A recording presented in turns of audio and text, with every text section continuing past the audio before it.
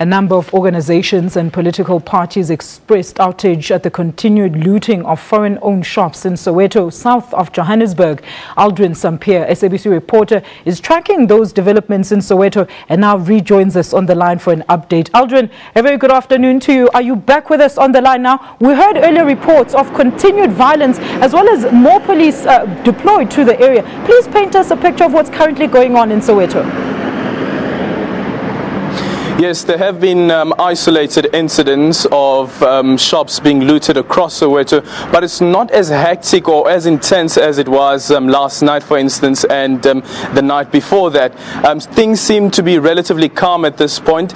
We were expecting the Gauteng Provincial Police Commissioner to brief us and give us an update on how many people have been arrested so far. The last figure that he gave us about 2-3 hours ago was about 151 people that have been arrested. We can expect that number to increase, and that briefing is expected to take place just in about a few minutes. Look, Aldrin, have you managed to speak to some residents to get their side of the story? We hear that Soweto residents are quite divided over this issue. Some saying this is just criminal acts riding on the back of this shooting incident. That's definitely it, and I've been emphasizing this a lot, that it really depends on who you speak to. For instance, you would speak to somebody and they would say that these are just criminal elements, and then you speak to somebody else, like this Pakistani shopkeeper who I spoke to yesterday, who said that when his shop was being looted, he was inside the shop with his brother, and the gang who came in kept on shouting, "We want Pakistanis out of the country, we want Pakistanis out of the country." So there does seem to be some sort of element of xenophobia, but it doesn't seem to be as intense, because when you look at some of the footage that we've been able to gather so far, you find that some people are looting these shops with smiles on their faces, and it seems as though for some other people it's more a case of having fun, while these foreign shop owners are crying foul.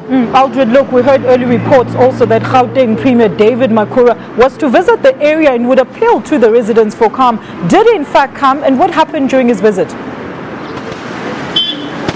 Well, yes, the Premier did arrive in Soweto. I understand that he's still in Soweto and has been visiting various places around the township. Right now he's expected to meet the community members in Doornkop near Snake Park, where that incident took place, where that 14-year-old boy was shot and killed on Monday, where these violent attacks really started. So he's expected to meet the community members of that area in the next few minutes. And then he met some community members in Diepkloof earlier on.